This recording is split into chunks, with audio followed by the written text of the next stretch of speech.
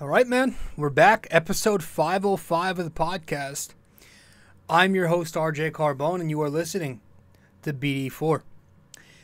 So the Yankees, off to a solid start. They take 2 out of 3 from Philly at Yankee Stadium. I was about to say at the Garden, but so focused on the Knicks.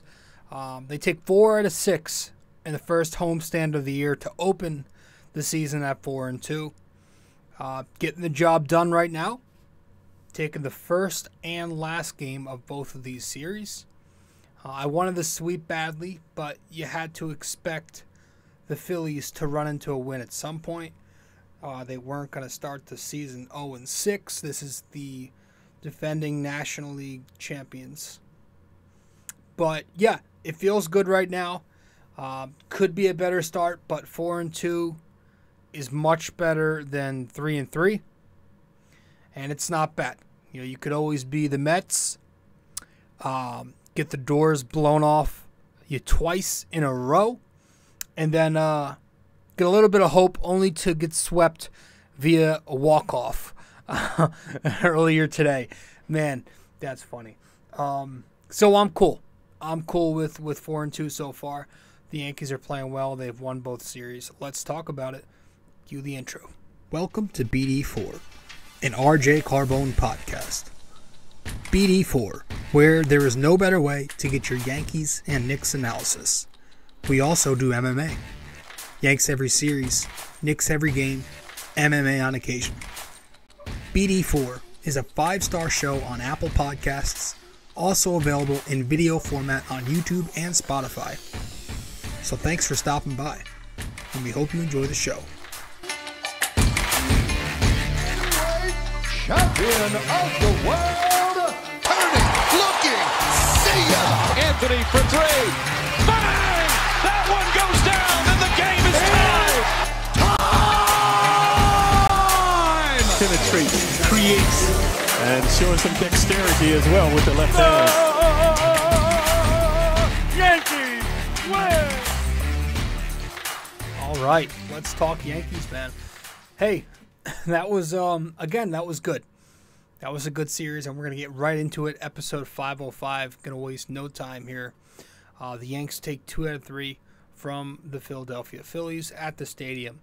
So we'll recap the games real quick, run through a summary, and then we'll talk about some specific talking points. The first game of the set, the Yankees took this one 8-1. It was Nestor Cortes going up against Taijuan Walker. Bottom of the first inning, you get the DJ LeMahieu leadoff triple. Center fielder couldn't handle it.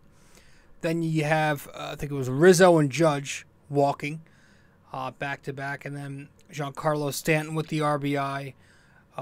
Ground ball. Gleyber Torres, a ground ball infield single, picks up the RBI. It's 2-0 Yankees after 1. Gleyber Torres then went yard. In the bottom of the third, he goes to right center field, and he makes it 3-0 Yankees. Top of the fourth inning, you get a run from Philadelphia on a base hit by Sosa. And then the bottom of the fifth, the Yanks, that's when they kind of put the game away. Rizzo homers to make it 5-1. Cordero doubles to center field, and that right there felt like the game changer. You give up a double to Franchy Cordero, it's a good night for you. But, I mean, it made it from a 4-run game to a 6-run game. And then Trevino tacked on with the single. So the Yankees eventually win this one 8-1. Nestor Cortes goes 5 1/3 innings in his debut. Allows just 1 run, 7 hits, no walks, 3 strikeouts. He wasn't the sharpest. Definitely wasn't the sharpest, but he turned it into a solid, good first outing. He was attacking with that low fastball throughout the entire night. I loved seeing that, and it was at like 93 for a good portion of the night too. But he pitched fine. It's going to be important to get Nestor to complement Cole again this year, especially with the injuries right now. and he looked good. And he made another very athletic play. He's had some good field moments, man. I wouldn't be surprised if we see Nestor Cortes win a Gold Glove. But the play where it was in the third inning, maybe, Franchy Cordero airballs, or airmails, I should say, the throw about 800 feet above and past Trevino. But Nestor, doing what some pitchers don't do, he backs it up, catches the ball, and fires immediately to third base to make the play. It was a great tag, great throw, great backup, and that kind of sparked the Yankees and got them out of what could have been ugly territory. And in the bullpen, you go Hamilton, Lasagna, and Holmes from there in the final 4 innings. They go and combine for no runs. That Hamilton guy terrifies me.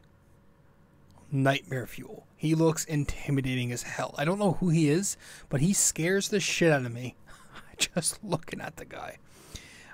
But it's a good story. I wish that guy the best, and if he's going to be part of the bullpen, that's cool.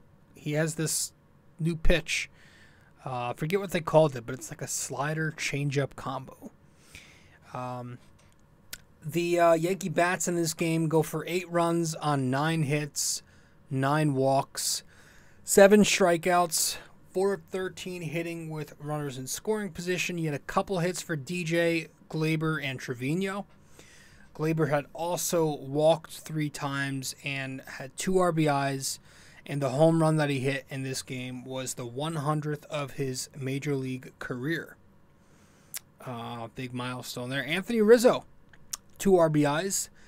Franchy Cordero, 2 RBIs. Jose Trevino, an RBI. And then you had 2 walks for Anthony Volpe. And that was your first game of the set. Yeah, nothing else to add there. We're going to head to break. When we return, we'll talk about the second game of the set. Stay with us. Be right back.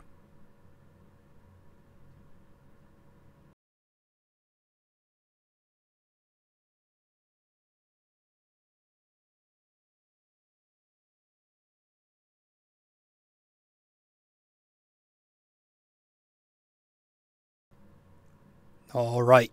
Welcome back to the show. I'm your host, RJ Carbone. So, the second game of the set, the Yankees took this game against the... No, they lost. I do that too much. No, they lost this game against the Phillies 4-1. It was Domingo Germán going up against Strom. This was the frustrating punt game. It was the punt game, and we'll touch on that in a second. But top of the first inning, Kyle Schwarber homers off Domingo right away. Top of the third inning, this time it's Marsh. Another solo blast. It's 2-0 Phillies. And then the game kind of gets away. In the top of the 5th inning, Trey Turner and Kyle Schwarber pick up a pair of singles. And that makes it 4-0. Domingo ends up getting 2 outs into the 5th inning. Then the bullpen takes it from there. It's Michael King, Albert Abreu, and Jimmy Cordero. Bottom of the 9th, you get the DJ LeMahieu solo homer to the gap. But that was kind of all. That was all. And the Yankees lose, again, 4-2. Yeah, it was a very punty game. I don't know. I mean, it's April 4th. Like, why are we sitting guys already? Cabrera, 2 hits on Sunday. And then he sits 2 games in a row. That bothered me. Anthony Rizzo. I mean, Rizzo homers on Monday, and you have him sit the middle game on Tuesday. You had the 9th inning there, a chance to come back. Donaldson's up. The lefty Rizzo is on deck. I'm sorry, no. The switch hitting Hicks is on deck. But you could have easily went to Rizzo there. But Boone decides to stick with Donaldson, who's at the plate. And he says, I think they said they plan to go Rizzo over Hicks, who was on deck. But it's like, what bothered me there, it's like, why, they do this a lot. Why worry about that when you have to get to it first? You have to get there first. And the fact that they let Donaldson hit there, really bothered me because you had the lefty Pop sitting there on the bench waiting to be utilized, and you didn't go for it. I hope it's something we never see again. Batting Donaldson, Hicks, Kano Falefa, and Higashioka in succession like that. That's unacceptable for the Yankees. That should never happen. I understand it's like we said last year, the Yankees like to use the first couple of weeks of the season as this extended spring training to get guys, everybody's going to they want to give everybody a certain amount of reps. I guess it's less to do with rest. It's not rest on April 4th, but it's reps. You want to get everybody a certain amount of at-bats and stuff. It's more annoying in the moment, but hopefully we're done with that. Hopefully we get no more trifecta with Donaldson, Hicks, and IKF in the same lineup anymore. Hopefully we're done. Like the rest of the season, you got to play your best players. It's not September. You haven't locked up the division. There's no reason to be doing that right now. I know you want to give them reps, but I don't think it's something that you have to do. But to be honest, like, while it's still nowhere near where I want it to be, Aaron Boone, the Yankees, the analytics nerds, whoever you want to say it is, they've been doing a marginally better job of keeping the batting order consistent so far this year. Like the first 5 spots in the order have pretty much been guarantees. DJ LeMahieu's leading off. Aaron Judge will bat 2. Anthony Rizzo 3. Stanton clean up. And then Donaldson 5. I feel like if not all the games, all but one, have been that order. I just wish for once we'd stop playing musical chairs and literally go with the same exact order 1 to 9, position to position, for like a week straight. That'd be great to see what the results look like. But I guess it's progression. It's a step in the right direction. In this game, Michael King gets banged around again. It's becoming a storyline. I said after the first game I wanted to give him time, but you're looking at his numbers 2 games in, 3 innings pitched, 8 hits. There's a double in there, 2 runs allowed. I think he's allowed some inherited runners to score also. I think a walk, 4 strikeouts. I mean, his velocity's down. But what's concerning mostly to me is that his location is also off. He's not hitting his spots. The command isn't there. And that scares me. I hope he's healthy. Because, first of all, elbow's no joke. But he's such a huge part to this bullpen. You could argue he's their best relief pitcher. Because when he went down last year, was about the same time the Yankees started falling apart and had that long, mediocre stretch from the middle of the summer to the very end of August. They did pick it up in September, but he was kind of the piece, the main nucleus. So they need him going. They need him throwing that sinker, hitting his spots, getting ground balls, swinging and misses, and strikeouts working. Like they need Michael King. We need a nice outing from him to kind of give everybody a deep breath, a sigh of relief. We need him to bounce back and have a good outing against Baltimore. Offensively in this game, just 1 run on 4 hits, 2 walks, 9 strikeouts, 0 for 1 with runners in scoring position. There was just no offense. It was just a dead night. Nobody did anything. It never felt fun. You had 1 hit from DJ, Gleyber, Stanton, and Volpe, and that was it. DJ, the home run in the 9th, and then the other 3 had base hits. Judge and Gleyber Torres also walked, but that was it. The Yankees didn't even threaten to really do much. Again, just 1 opportunity with a runner on second or more. So, bad offense. Domingo Germán pitched. He got the start, and he goes 4 2/3 innings. Lets up 4 hits, 4 runs, no walks, 8 strikeouts, and 2 home runs. He looked okay. He was bit by the home run ball, which is usually his problem. The command isn't always great.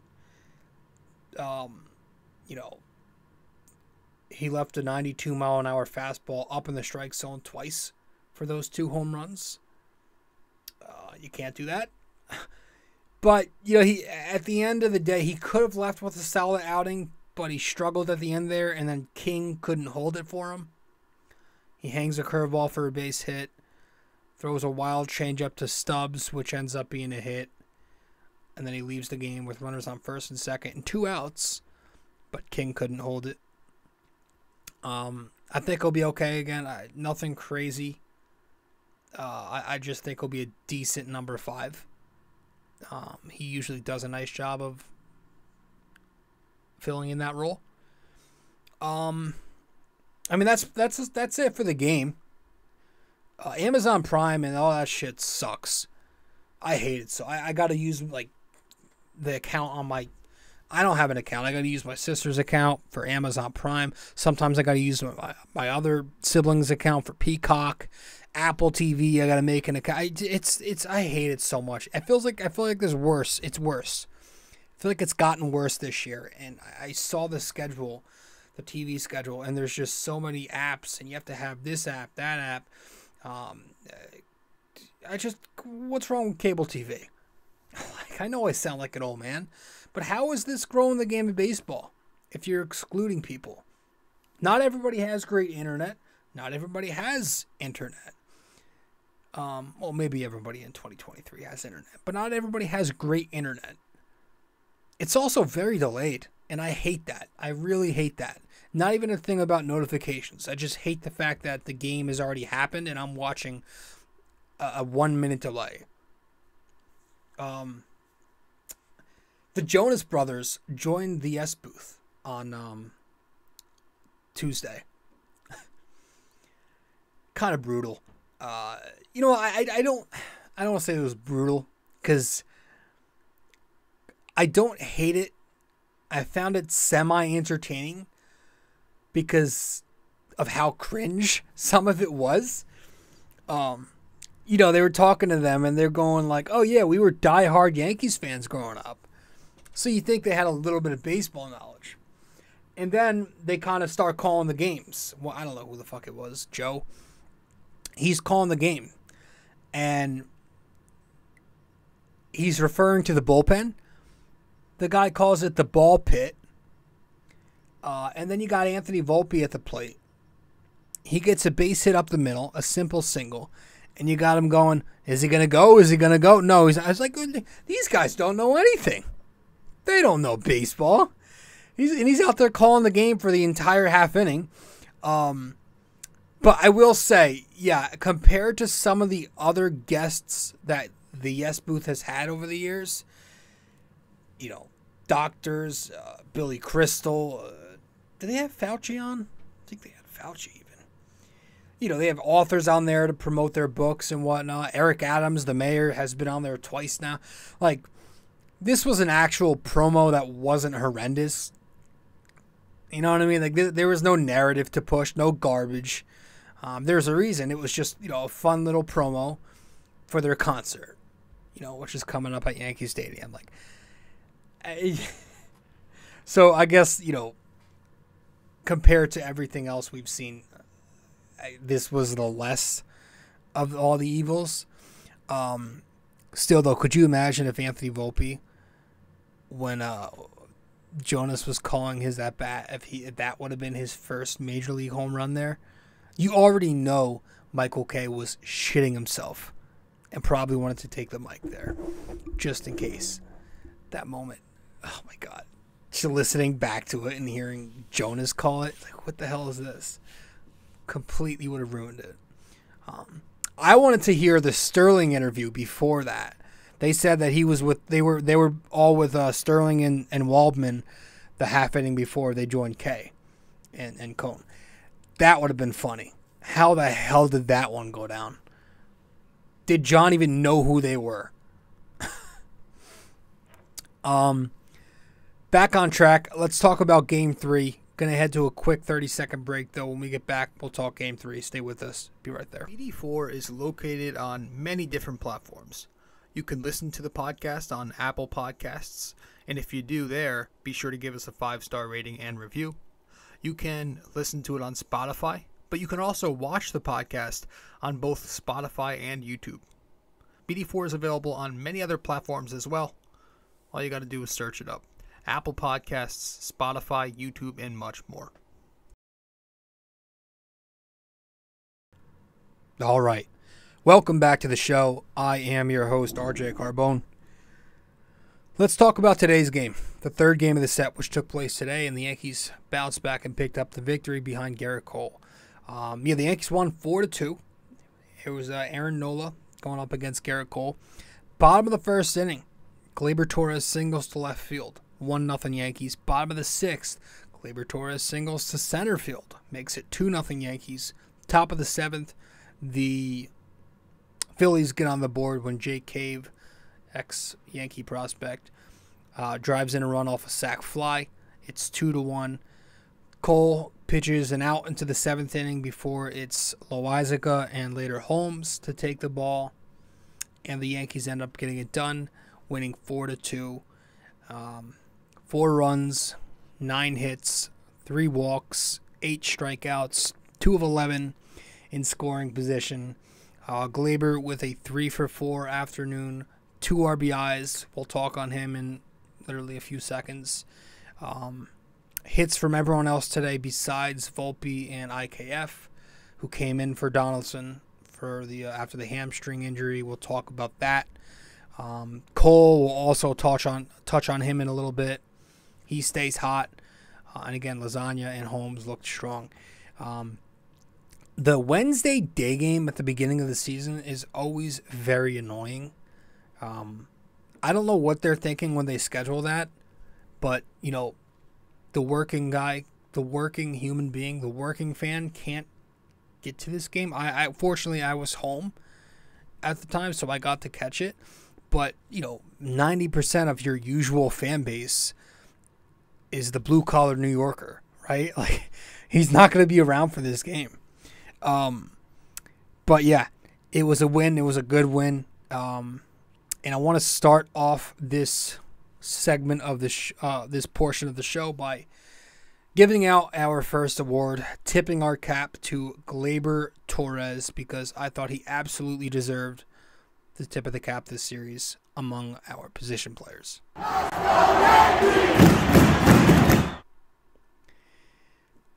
Gleyber Torres. The audio was supposed to go off there, but I guess it didn't. I don't know if it did or not. Let's just play it. There we go. Gleyber Torres had himself a series. He's having himself a season. 421 on the year. With a 1349 OPS, he's got 6 walks and only 2 strikeouts. This series, across 3 games against the Phillies, he bats .667 with 6 hits, 4 walks, 4 RBIs, a strikeout, and 3 stolen bases. Gleyber Torres is the Yankee MVP right now, 6 games in. He's looking really, really good. He's going up the middle. He's going to right field. He's using left field if he has to. He had the broken bat left field base hit today. I really, really hope he can still be the guy who we all thought he was, or the guy who we saw earlier in his career. But what you love right now is that he's adding in aspects to his game that he's usually not known for. And what that tells me, if he keeps that part up, that maybe he's worked on that and maybe it's for real. If he keeps it up for a little longer. Like, the walks are up, the strikeouts are down. So he's showing better plate discipline. We don't see him walk a ton. That's never been his thing. You know, he's using all fields. He's more patient up there. The first at-bat of his today against Aaron Nola was a very impressive 7-pitch at-bat. I think it went at least 7 pitches, and it ends up being a base hit. He's got 6 walks in 6 games. That's not him. So that's good. And he's also running. He's running wild out there. He's got 5 stolen bases on the year. He even got caught today. He's running. I like to see him be aggressive like that. And now he's got half of the amount he had last year, and we're only 6 games in. It's hard to pinpoint one thing. I think it's a number of things. I think it could just be a hot start, which I think that's 70% likely. But I think with the trade rumors last year, the whole extension thing over the winter, with all of that, I think he's maybe playing a little more motivated. He looks to be in better spirits at the moment, and that's a big factor with Gleyber, as we've seen a number of times before. We know how that works. So, yeah, I mean, I'm not buying this. Not yet. I'm not personally buying it yet. I think he's known for streaks like this, right? Where he goes into these hot streaks for 2 weeks, and then he'll go into this lull for the next 2-3 weeks. So we will see. I'd be a fool to say I'm buying back in on his upside by reacting to 6 games. Because sustainability has always been the key factor with Gleyber Torres. But, man, if it's still in there, I'd love to get another all-star caliber season out of him where he's batting, high 270s, mid-800s OPS, on pace for 30 home runs again. Shit, maybe he steals 20 bags along the way. Something like that, with good second base defense, that would be special. It would certainly be an all-star campaign at second base. If he can tap into that potential again, give you something like that, that'd be beautiful. So I hope we're seeing it. I hope it has to do with, Gleyber benefiting from the shift restrictions. Because that one hit up the middle today certainly doesn't happen last year. He's had a few hits this year where that might not happen last season. But, yeah, I think it's a mixture of everything. Playing at second base, of course, we've always talked about this. That's part of his rebound last year. He did rebound last season to a degree. But, yeah, you just hope that this is sustainable for him.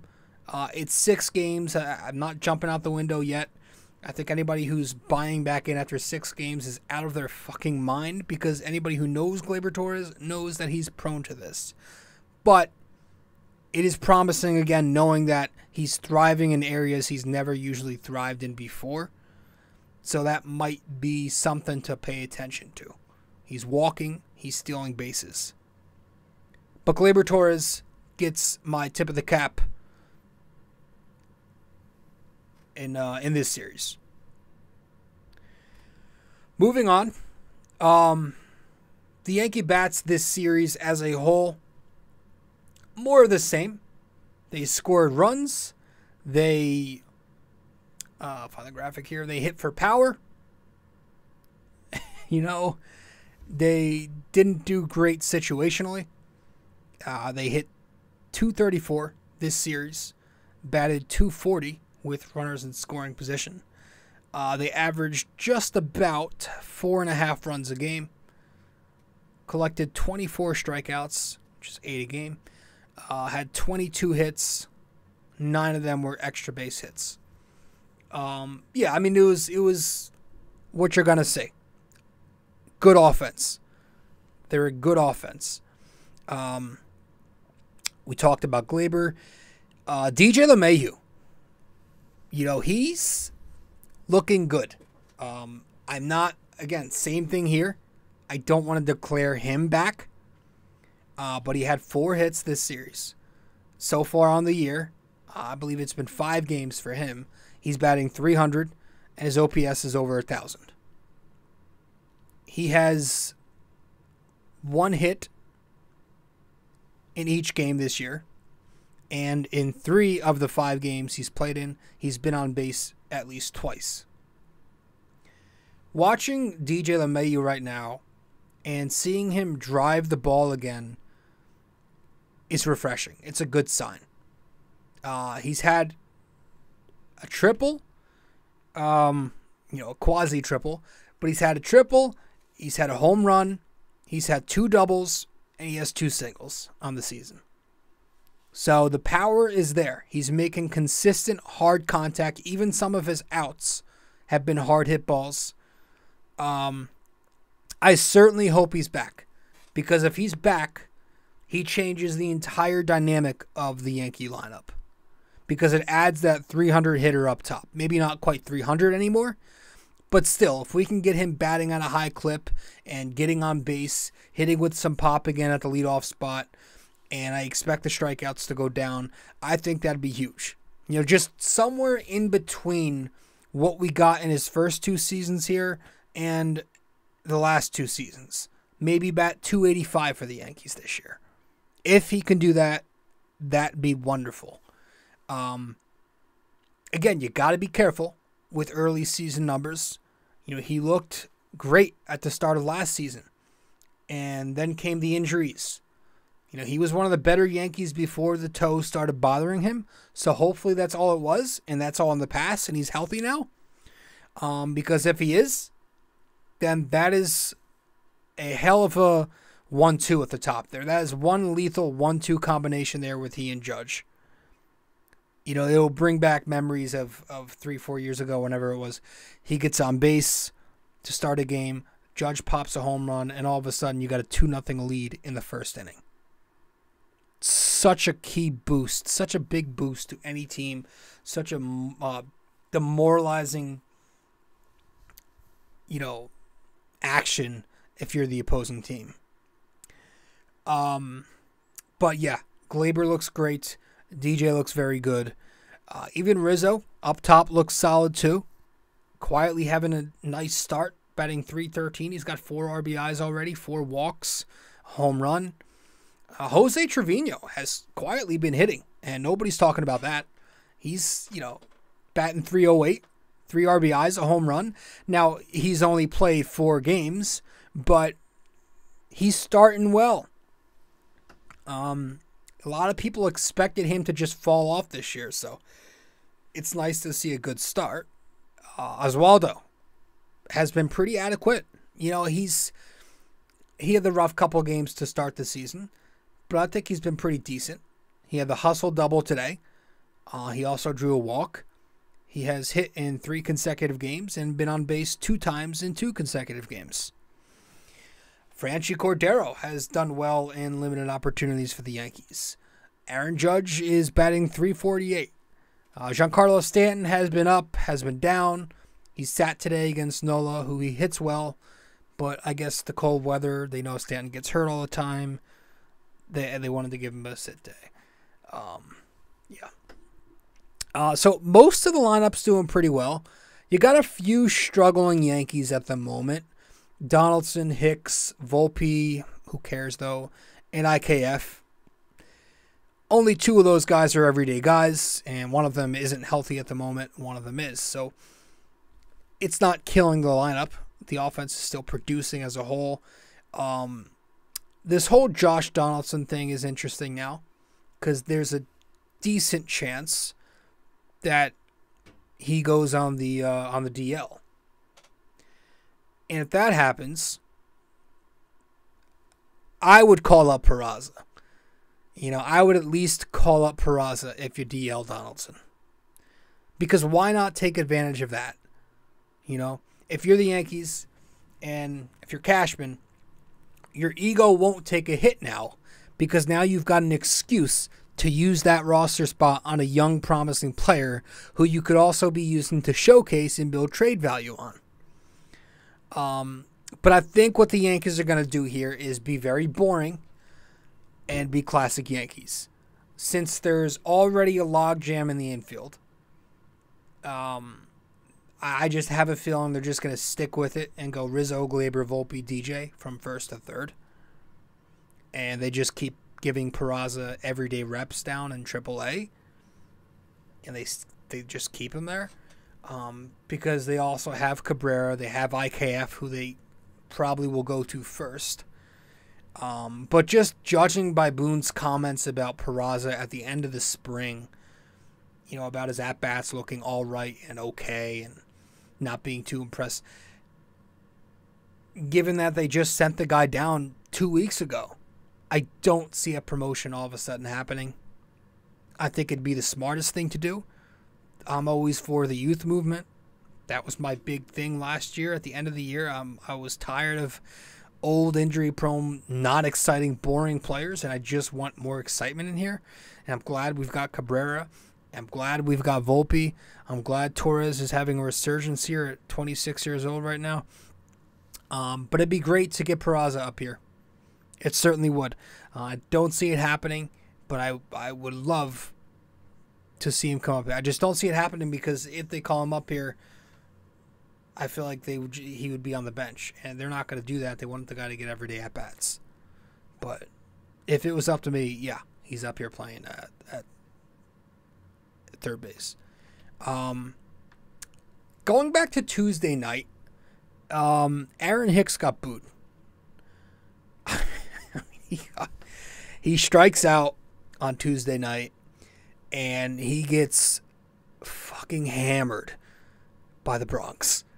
I've never heard louder boos towards a home player in my life. I'm not sure Joey Gallo's was even that bad. I don't know if my memory's failing me here, but it sounded like Yes Network tinkered with the settings a little bit and they amped up the volume on the switchboards. They went to field audio and just like cranked. It was loud, dude. It was freaking loud to a point where there was like a little bit of me starting to feel sorry for the bastard. I was. For a few seconds there at least. And then the Yes booth had to tick me off and snap me out of it because they started playing Partisan again.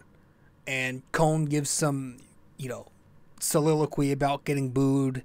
And Kay goes on this whole, they're picking on him tonight, but nobody else is hitting rant.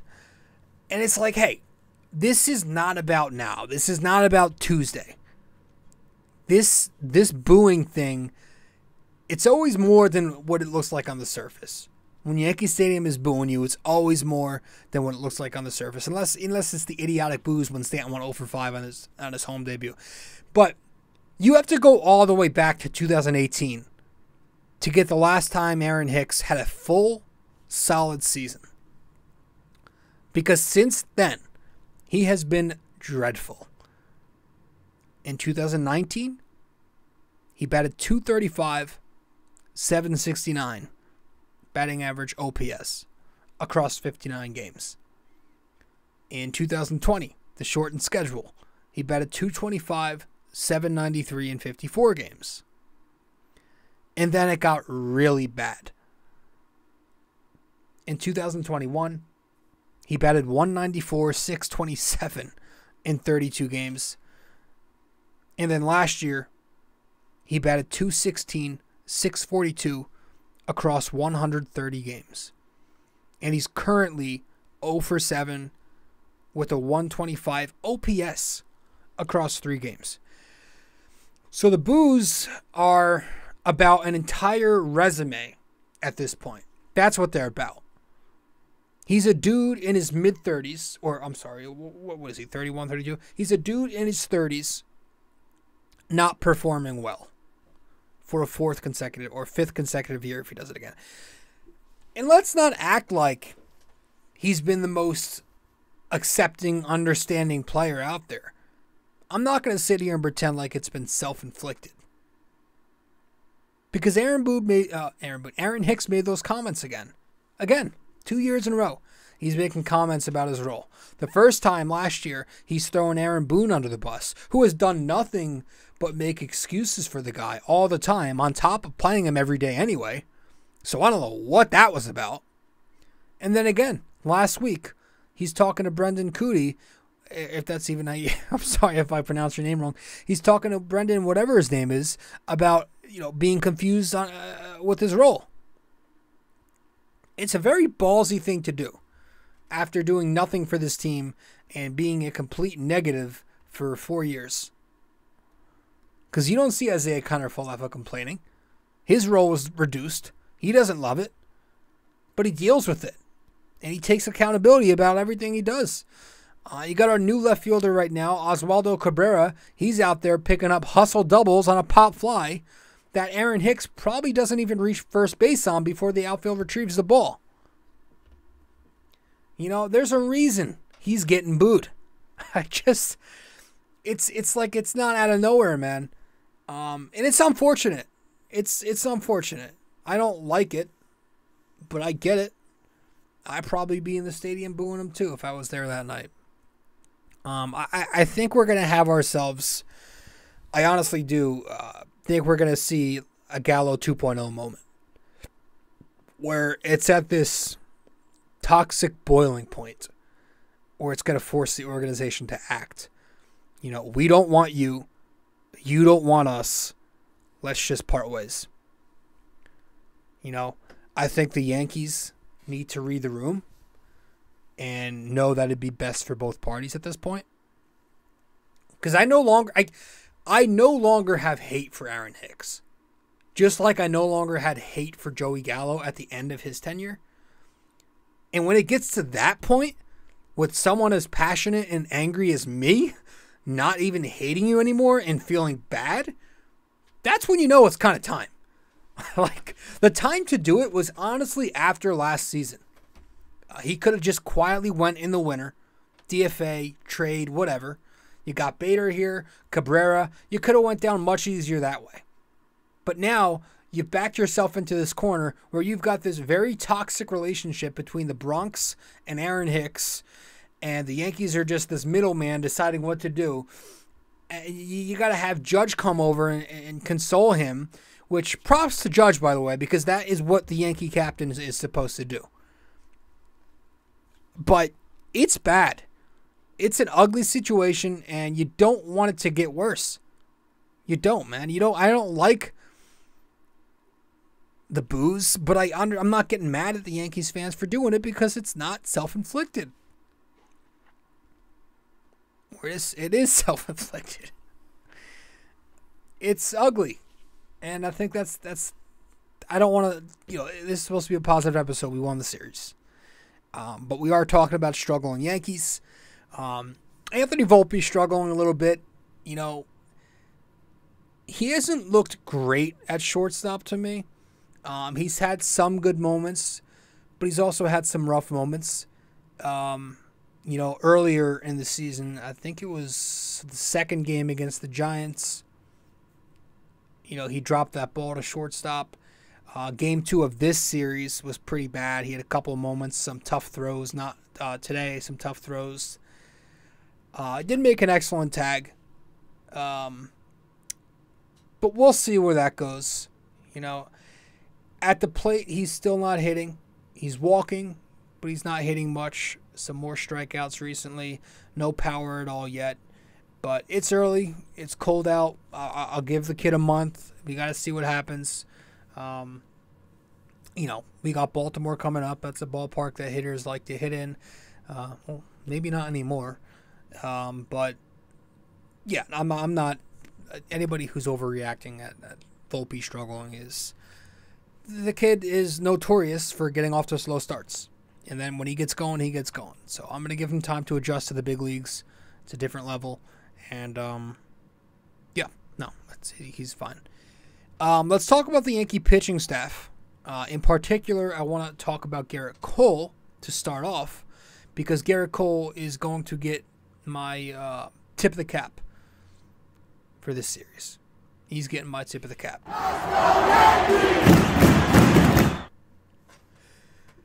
Yes, Gerrit Cole against the Philadelphia Phillies today. 6 1/3 innings, 1 run, 3 hits, 3 walks, 8 strikeouts, and of course no home runs.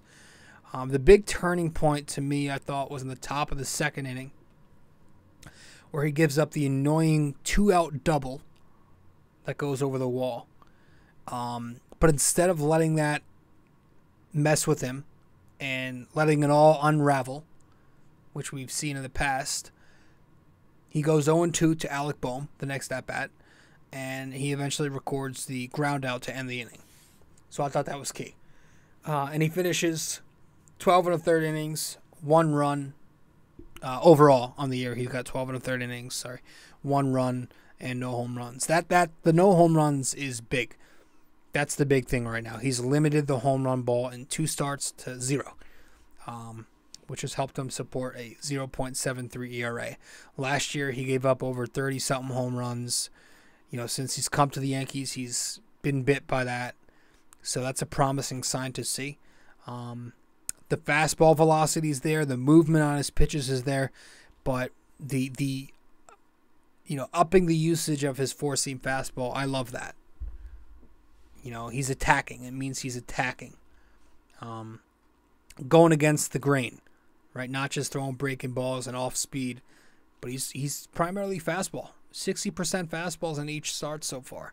Ton of swing and misses with it today. He did have the pitch clock thing at the end there, whatever.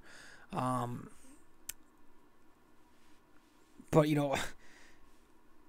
I wouldn't be shocked if he was primed for a Cy Young season. I'm going to start keeping track of short-haired Cole to see what the numbers with short hair look like.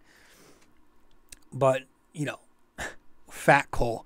He does look a little bigger, but it's working. I don't know what it is. He looks good at pitching right now. And maybe the pitch clock thing is actually helping him. Maybe part of that is due, he doesn't have to think as much. Less time to think, but just throw, go, fire away, and pound those fastballs in.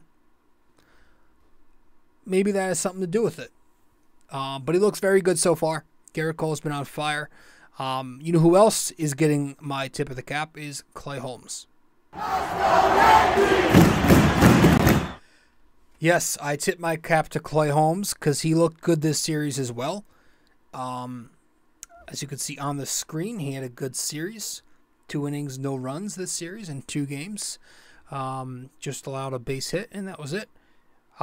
He's last two outings, he's looked good. 5 strikeouts in those 2 innings, 1 hit, no runs. The velocity's there, but it's also the movement on his pitches right now that are just filthy. His sinker has the speed of prime Aroldis Chapman and the movement of a changeup. The low and away sinker to Castellanos for called strike 3. The low and in sinker to Stott on the other side of the plate for the swinging strike 3 in the next at bat, and then he gets Alec Bohm on the low sinker for strike 3 to end the game, where he gets his first save of the year. That sinker is looking very good again, and that's a positive sign. So I hope that first outing of the year was just a fluke, and I hope that he's back and good to go now. But he's looked excellent.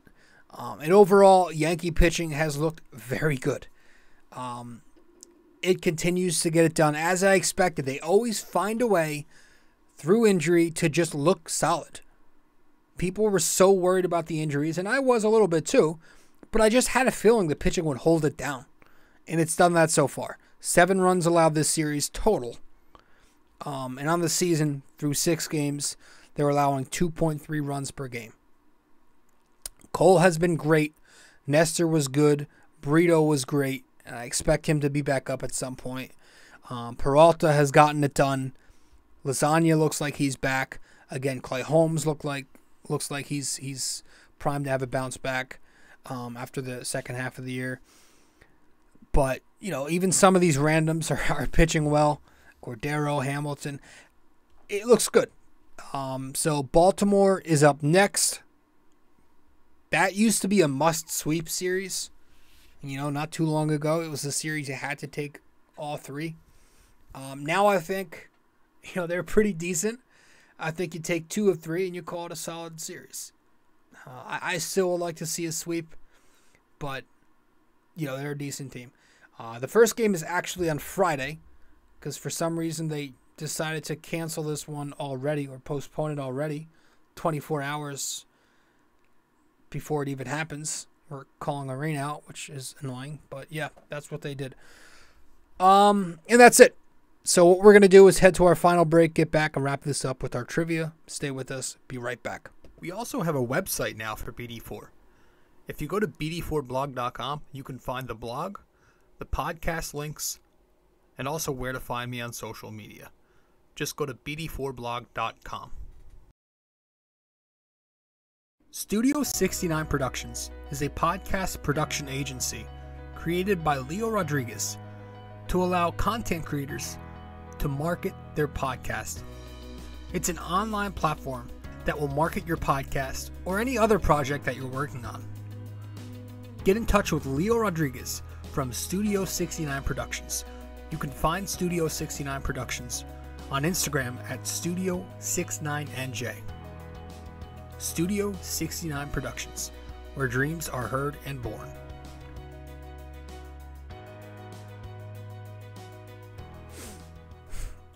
All right, so welcome back to the show. I'm your host, RJ, and we're going to wrap this one up here on 505 with our NYY-NYK-MMA trivia question of the day. Let's get to it.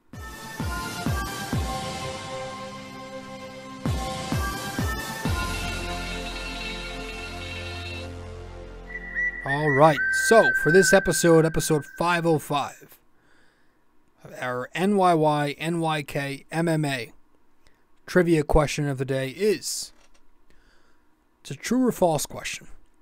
True or false? The Yankees have more. I don't even think I spelled this right. What the fuck I did? Hold on here. Give me 1 second. All right. That threw me off because I misspelled it on the screen. But our question for this episode, true or false, the Yankees have more batting title winners in their history than home run title winners. All right. True or false? The Yankees have more batting title winners in their history than home run title winners. So let me know the answer wherever you can reach me. If you get the answer correct, I'll give you a shout out in the next episode. One last time. True or false? The Yankees have more batting title winners in their history than home run title winners. And that's it, guys. I appreciate you stopping by. Episode 505 is in the books. I'm your host, RJ Carbone. And that'll do it for this episode. I'll see you in 506.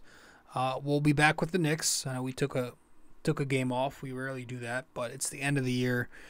These regular season games mean nothing anymore after we've clinched. So it's kind of hard to stay motivated for these last couple games, but most likely going to have a Knicks episode for 506. So I'll see you then. Later. Go Yankees.